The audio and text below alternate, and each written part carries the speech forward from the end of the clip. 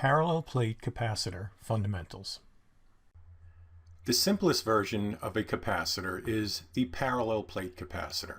And you'll recognize this looks just like the infinite parallel planes that we did in the last chapter.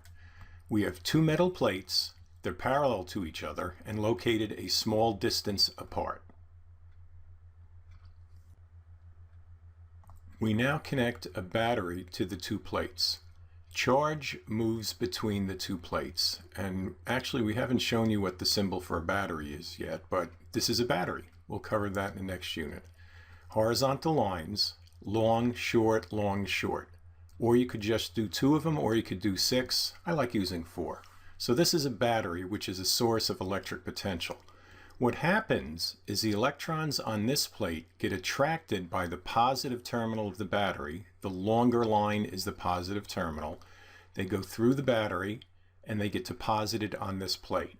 So by moving a negative charge here, you leave behind a positive charge here. And we call that a positive ion. If you lose an electron, you're an ion. So this is not a proton, but that's a positive ion.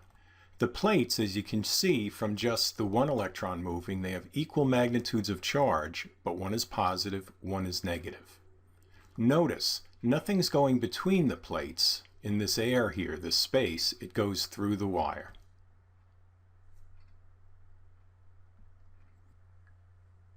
We let this go for a while until you see a number of positive ions up here. And actually, of course, they're spread out over this entire plate, but we're just showing the edge.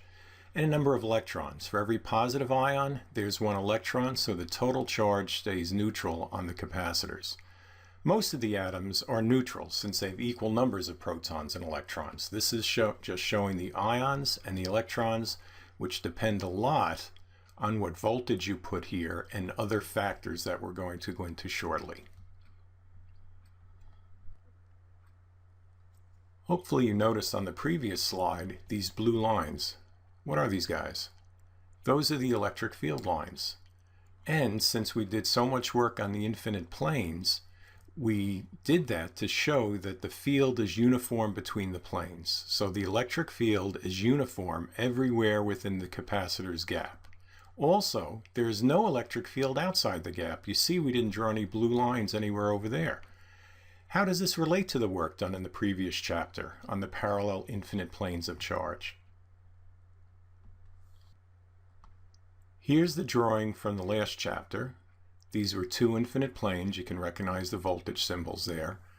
And we assumed that they were of infinite size, and that told us that the electric field was uniform between the planes, and also there was no electric field outside the planes.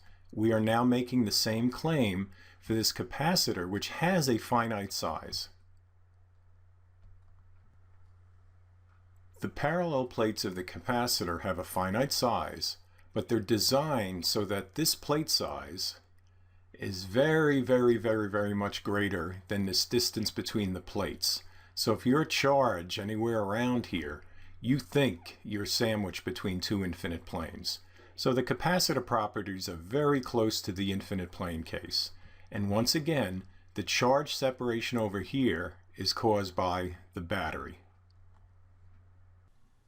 It is important to remember, even though the electric field is between the plates, with the blue lines here, the charges move through the wire. All right, electrons will move that way. Okay, conventional current, of course, goes in that direction, the opposite of the flow of electrons.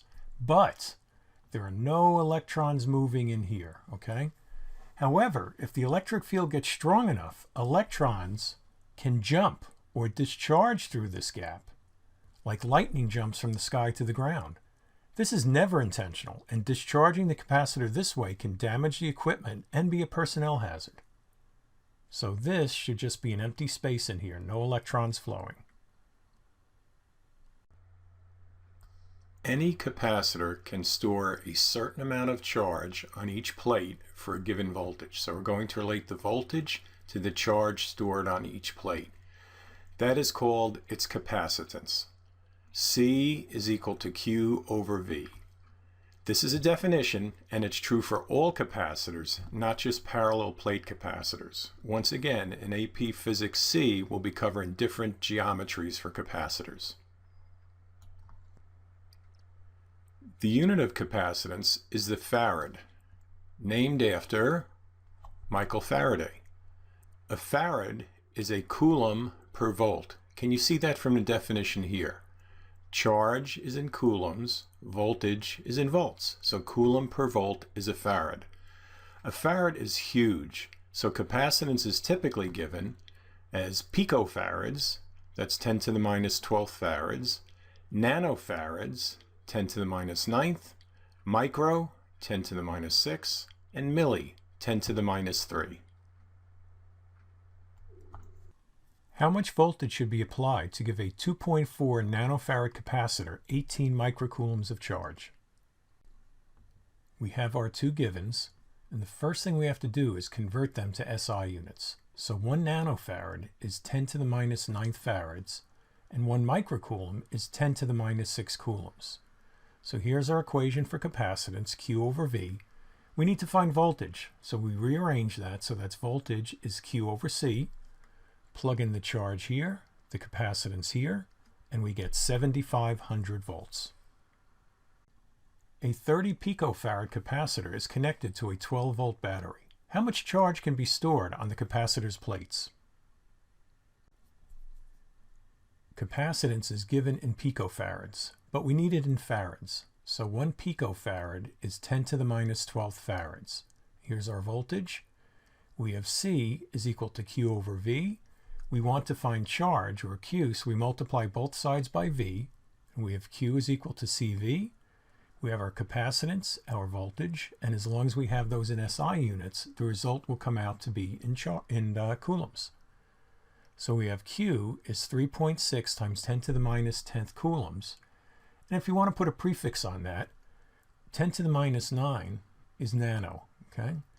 So we want to increase the exponent. That means we move the decimal one place to the left because we're going to go from minus 10 to minus 9. So Q can also be written as 0.36 nanocoulombs. Either one of these would be an acceptable answer.